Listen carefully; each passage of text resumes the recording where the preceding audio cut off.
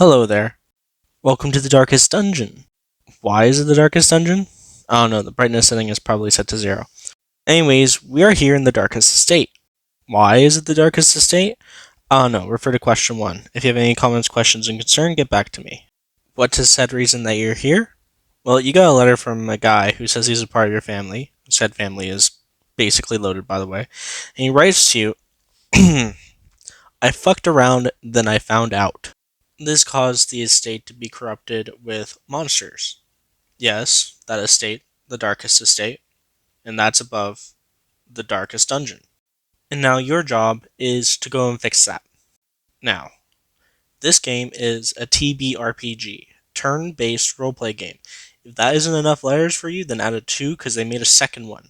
And I might get to that one at some point. I don't know, maybe I'll title the video like TBRPG2. Anyways, back to the point. Now you might be thinking, oh, like Pokemon, or Baldur's Gate, or Final Fantasy, and Final Fantasy 2, and Final Fantasy 3, and Final Fantasy 4. But this game isn't like those other games, because, okay, this guy, you like him, right? You've upgraded him a bunch, yeah? And you like him? Bam, heart attack. He's fucking dead, fuck you. And he's gone forever, gone. Like, the opening cutscene even says, hey, your characters are going to die, and you're going to cry, and you just have to deal with that. I love that. I mean, and the game saves so often that you can't undo that shit. Hey, also, are you, like, done counting Final Fantasies, by the way? I don't know, that depends. Are we on 16? Because I can't count to 14. What?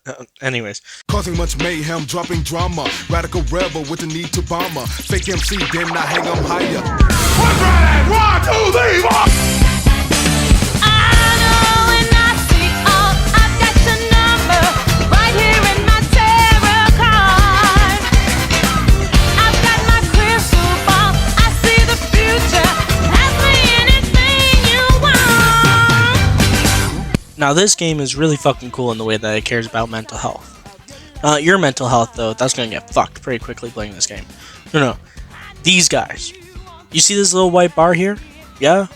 Okay, so that's these little guys' stress. Now, stress can happen multiple ways. Like walking, and someone talking, and you step the wrong way. And one of the party members verbally abuses the other because they are too stressed from walking too much. Seriously though, things like fighting, losing health, random encounters with books and that disturb them, and most importantly, these fucking guys, leave my fucking guys alone, bitch. Anyways, yeah, this white bar is pretty important. Now, if this white bar is filled, it's either very good or very bad.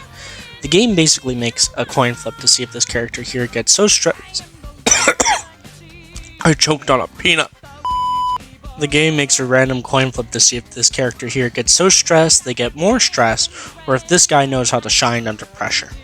Then it runs a randomizer to see what kind of good or bad they get. For example, people who stress badly may get stressed, paranoid, masochistic, or abusive, whereas characters who good stress will become supportive, selfless, and strong. These guys are good because they lessen the stress of everyone in the party, but on the other side, if they get the bad, then everyone gets stressed as they deal with beatings and accusations. Now, how do we fix stress? The key mechanic in this game. Simple. I got my crystal ball. I see the future. Ask me anything you want. Do you like praying, bitch? Or, fucking a bitch? Good! We have that and more in the hamlet. Send your guys over to the church or the tavern to lessen their stresses. But wait, what's this? Wait, this guy doesn't want to do that? It must be a classic wrong! These guys, yeah, they have quirks. When you send them to fight, they can either come back with a good quirk or a bad quirk. Good quirks can range from more protection or less stress in certain places, or they fight better against certain creatures. Some minor bad quirks are them being curious and touching everything, being really into nuns and really liking gambling, to some being obsessed with dead bodies and torture devices and gore and stuff. Look, now I know that's weird. You probably want to get rid of that, right? Well, do I have the solution for you? Yes, come over here. I present to you the lobotomy, because that's never gone wrong before. Yes, come to the asylum where we fix mental illnesses and keep the good ones. They also fix diseases, but that's not important for this show.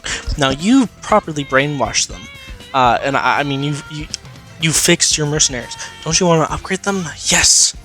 Well, walk over to the guild where you can upgrade their skills and then take them to the blacksmith to get better armors and weapons. And for a limited time, you can print your favorite character onto a piece of paper, then write their death day on the back, so that you can make it the next trading card game. Kids love those. Oh wait, my knight died on 420. Wait, take my jester, he died fighting horrible abomination 47. Ah, kids. Wait, all your mercenaries keep dying? And you're sad? Oh, silly. Let's get you a new Barbie at that card over there. Now take a good care of this one, because if you break it, you won't get another one. Thanks, Daddy. Now, what she doesn't know was that was a lie, and she's getting a lot more. And some honorable mentions in the hamlet are the survival camp, where you can improve camp skills and get new ones, and also the cart, where you can get trinkets to equip to characters. But those are kind of boring, other than this woman. She freaks me out. Now that we're ready, let's head back into the dungeon.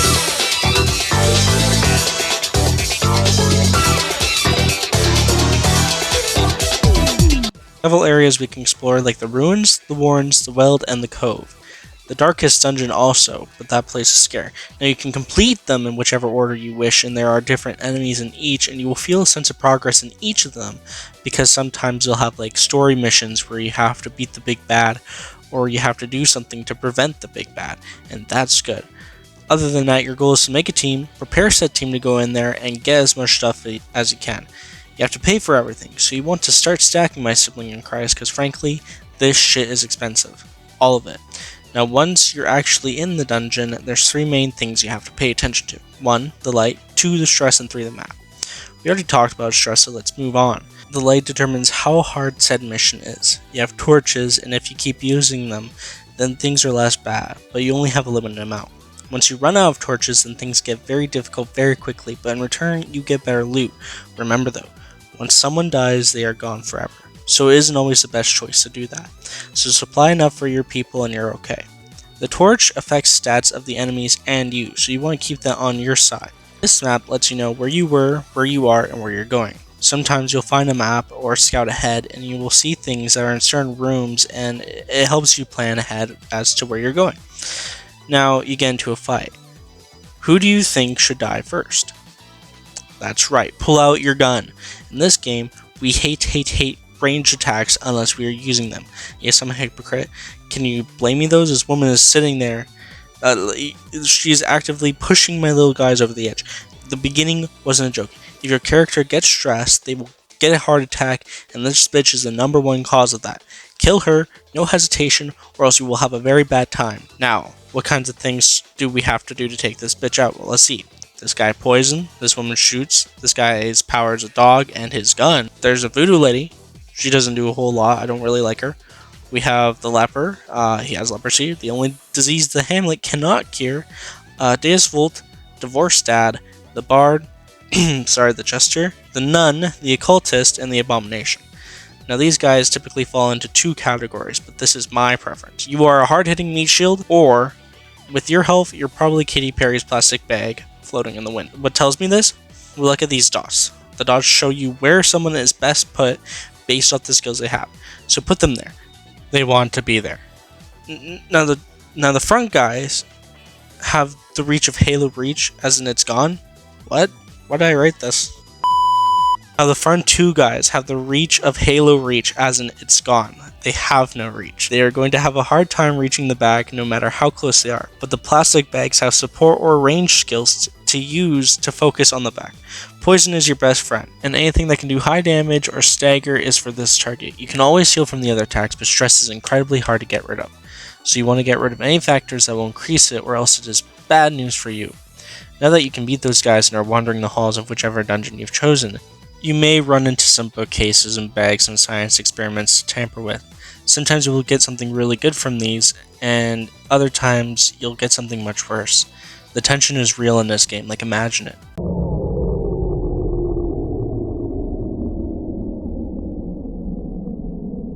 Wander down the halls to be met with eldritch horrors. Giant walls of rubble block your way. And friend, if you do not have shovel in hand, your light will go dim.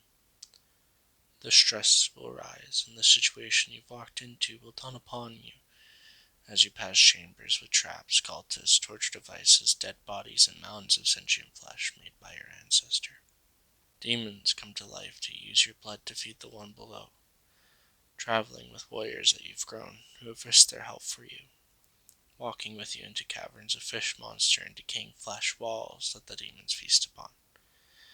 Possessed swine from the plane of eldritch horrors hunt you as your light gets dimmer and dimmer, the walls even conspiring against you, put into a situation where you don't even know if you're going to make it out, where you don't even know if you can trust the ones around you. That is the effect of the darkest dungeon, and you aren't even in it yet.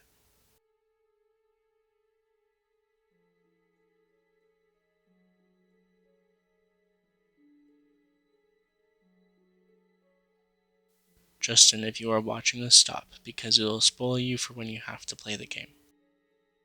The reason you are here is to reclaim your birthright. The man who fucked around and found out as your ancestor. He sent out a letter to his family before he killed himself. But this punishment was one of his own making, as your ancestor got bored of the luxurious and boring life, often partaking in parties of murder and botched actions such as rape and feasts and unimaginable gluttony. All these nobles were aroused in these parties, often partaking in messed up habits and the such. On one of these parties, he was approached by a woman in white. Upon seeing her, your ancestor knew something was not right about her, but in an act of sadism, he decided to play into her hands so he could murder her and drink her blood and feed it to his guests. As they had their moment alone, the woman's face became disfigured and monstrous.